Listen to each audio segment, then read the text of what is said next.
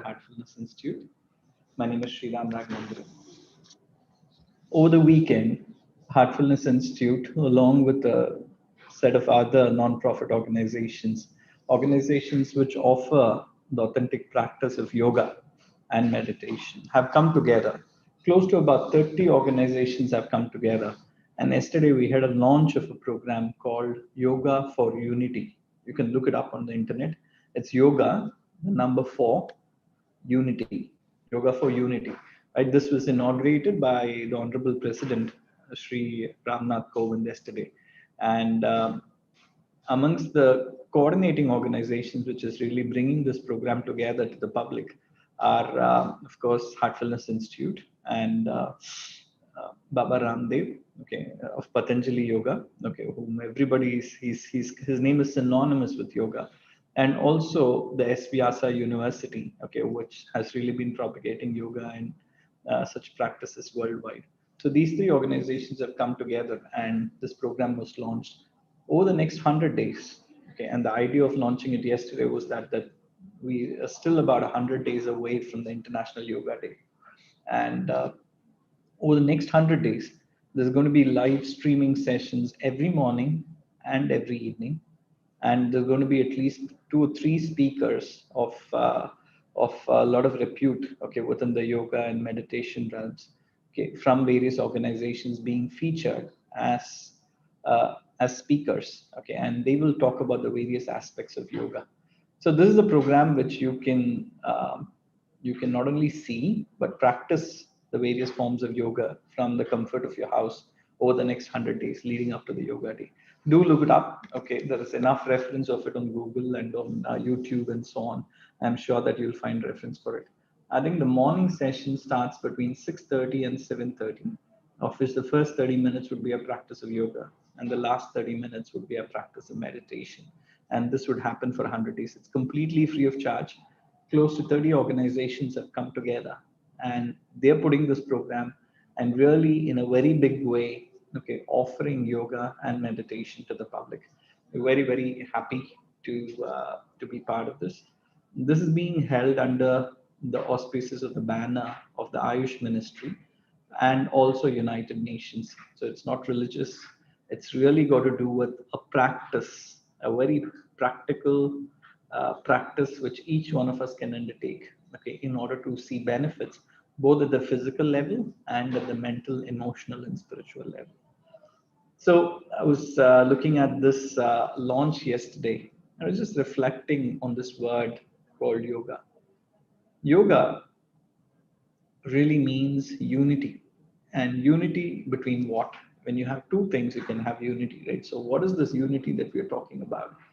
Yoga says that it's the unity that our individual self, a human being, whatever they may be in their state, whatever station in life that they may come from, it's really the unity of this human being with the ultimate. You can call it God, you can call it divine, you can call it infinite potential. It's really, in the other sense, it is really talking about how can the individual, in some sense, evolve and reach their highest potential, become one with that highest potential, right? And that is really what yoga really stands for. Today, when we talk about yoga, there's a lot of it typically is seen as synonymous with doing exercises, asanas, some breathing exercises, which is pranayama and so on, right? But if you really look back and go back into the roots of what yoga really means, it is really a complete package. It is really spans all the way from mental practices, moral practices, a set of attitudes. It's about also the physical and the breathing, and also about our approach to life itself, leading up to a state of mind, meditation, which is a practice, leading up to the ultimate state, which is said to be samadhi, right? Which is we're one with our inner potential, right?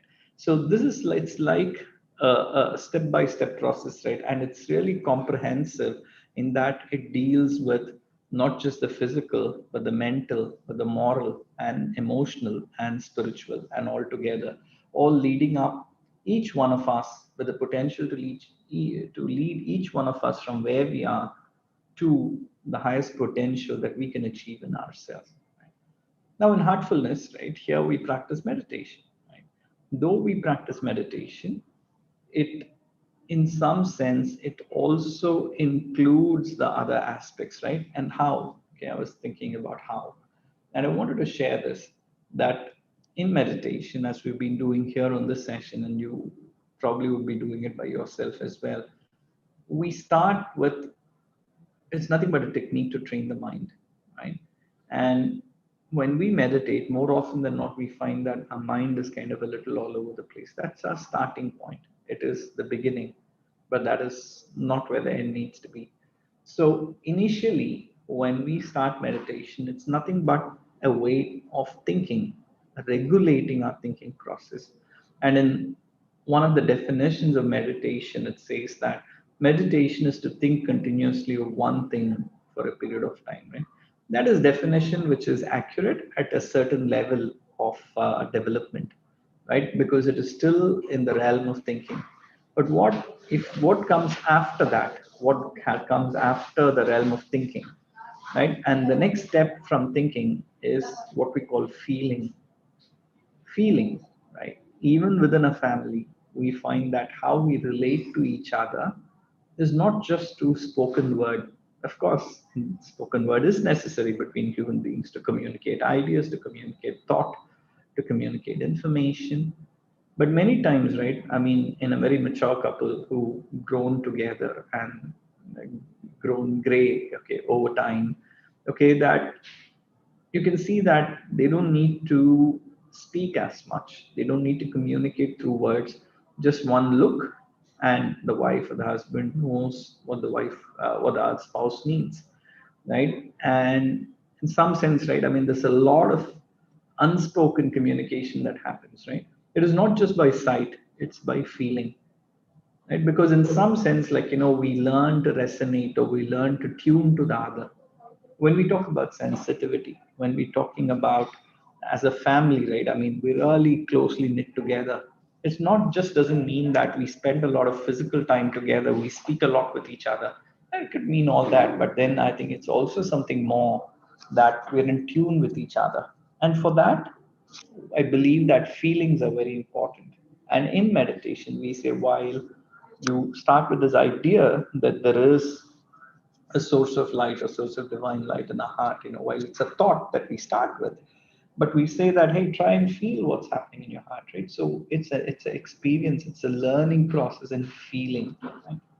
Okay, so we move from thinking to feeling. What comes after that, right? What are you trying to feel? You're feeling this presence of potential, the ultimate potential within yourself, this divine potential, right? And why are we trying to feel this potential within us? It's only because we can have the hope of, in some sense, it rubs off on us. In some sense, we become like that potential, right? We start in some sense taking on the qualities of that ultimate potential within us, right? Which is to say, like being like the divine, like God, perhaps, right? But it's really like, it is about realizing our potential, right? This is a term that we use in our English all the time. Hey, I want to realize my potential. And that is what becoming is about. It is not just like, I continue to meditate, close my eyes, I just feel a little more relaxed and peaceful, right? It's okay at the beginning, but as we keep moving on this journey, we're going to go somewhere, right? If you've been in your car for 6 hours and you've been driving, you better be have made some progress towards a destination. So, what is this destination? So here we're talking about a higher degree of potential, right? And that's where we talk about becoming like something, right? And ultimately, at the last stage, we say that it is being is just a state of being, right? The highest potential that is possible, right? And perhaps it's possible for us to reach and become one with that potential, right? Which means that we being the highest that we can possibly can be.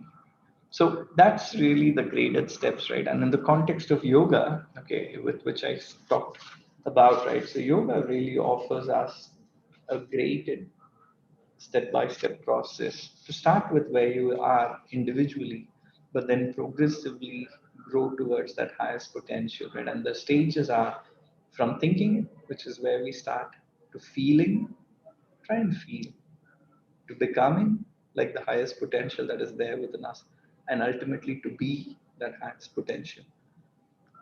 Just one last thought. Okay, so if we are going through this journey and we are in some sense transforming and becoming, right? So do the problems go away? Does my life change? Well, in a way it does, in a way it does not.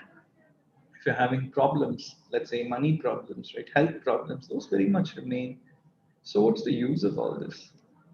Real use is that, like, in the process of becoming, while the problems remain the same, your own, how you experience it, your own perspective, how you're able to deal with it, can undergo a complete change, right? And that is really, like, what we're talking about, right? I mean, that's the transformation.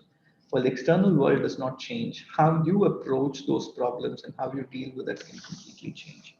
So that is really the promise, the journey, and the goal of yoga, right? Of which meditation is but one part, right? I do again encourage you to look at the websites Yoga for Unity, and really many organizations have come together on this noble cause to bring yoga and meditation to your house and over the internet. And I hope that you will benefit from it. So those few words, let's get into meditation. Go ahead, sit comfortably, close your eyes softly and gently.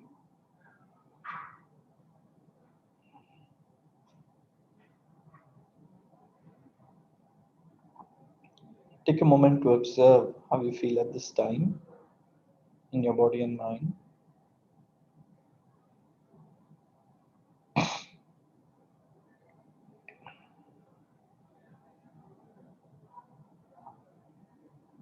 Make a suggestion that your entire body is completely relaxed, starting with your toes, your feet, your legs, your hips,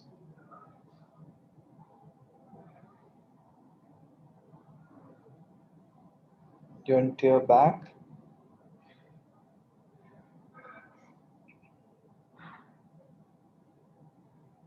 your chest,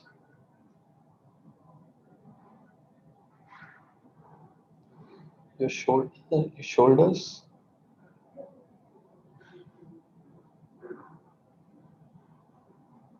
your hands,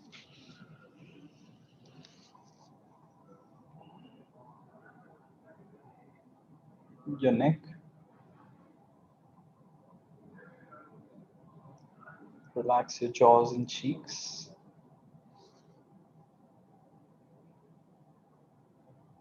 mouth and your nose, your eyes,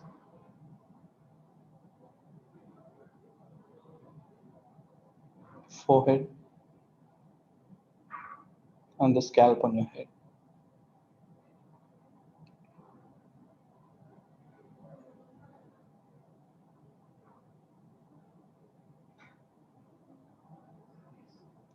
Your entire body, from the top of your head, all the way down to your toes, is now fully relaxed.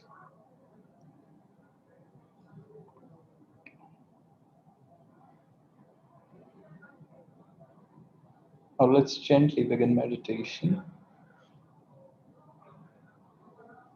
Gently divert your attention to your heart. Make a soft suggestion that there is a source of light, or there is a presence of divine light already present in your heart.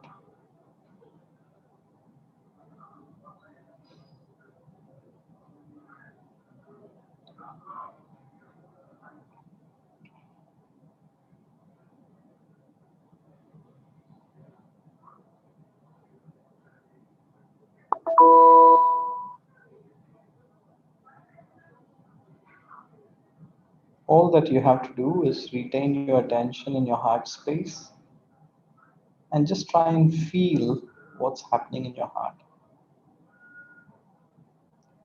We'll continue to do this in silence. with your eyes closed as much as possible. Let there be no pressure or force anywhere in your system. Be very gentle in the way you work with yourself. If your mind should wander, gently bring it back to this to your heart space with the suggestion that there is the presence of divinity already present in your heart. Please continue to do this till you hear my voice again.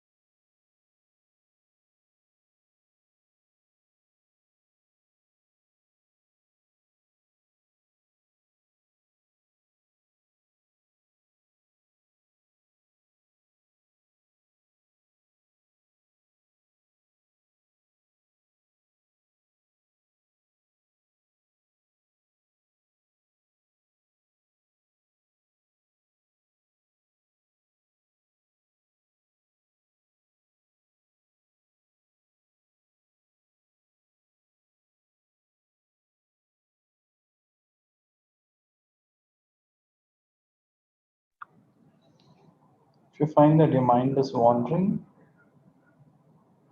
with other thoughts, gently reset it and nudge it back to your heart. And just try and feel what's happening there.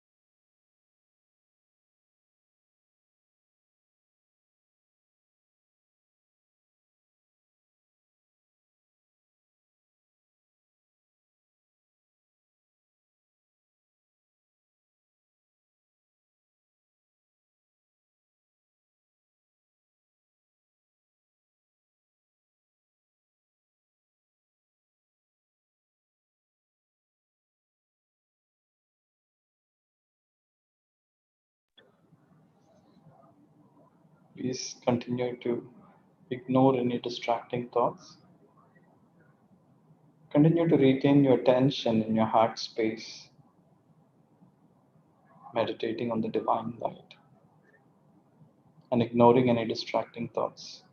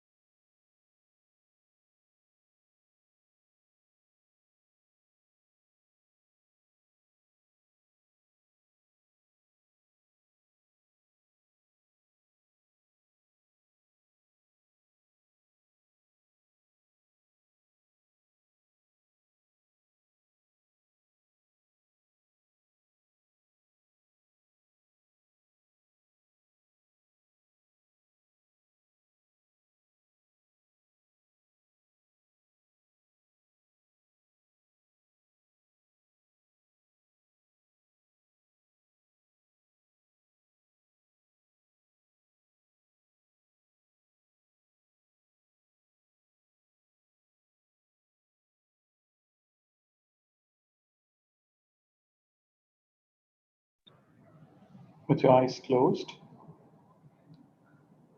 gently taper down the process of meditation.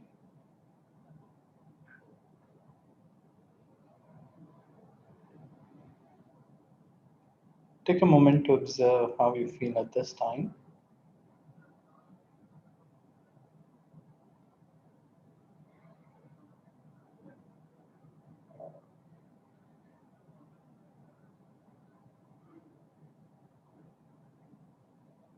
You may slowly and gently open your eyes when you're ready.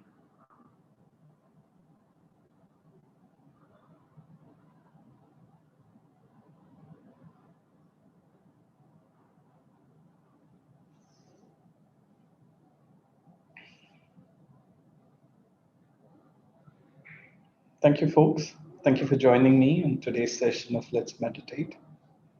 We are planning to shift the session now that people are back in office, and perhaps not all of us would have time to attend this at 4 o'clock. We're having a plan to shift the session to about 7 o'clock in the morning so that you start with meditation and then you get on with your workday. Over the next few weeks, we will probably continue to make announcements, and then we will shift this to 7 o'clock in the morning. And we'll also shift this to the regular channel of Heartfulness than on the channels that we're doing now. But wait for announcements for this. Do look up, like I mentioned, the Yoga for Unity program. And to whatever extent is possible, if you're able to take a little time off and practice yoga and meditation and follow this along, like I said, 30 different organizations are coming together. I think please feel free to benefit from it and also to share with your friends and relatives. Have a good evening, folks. Have a great day. Bye-bye.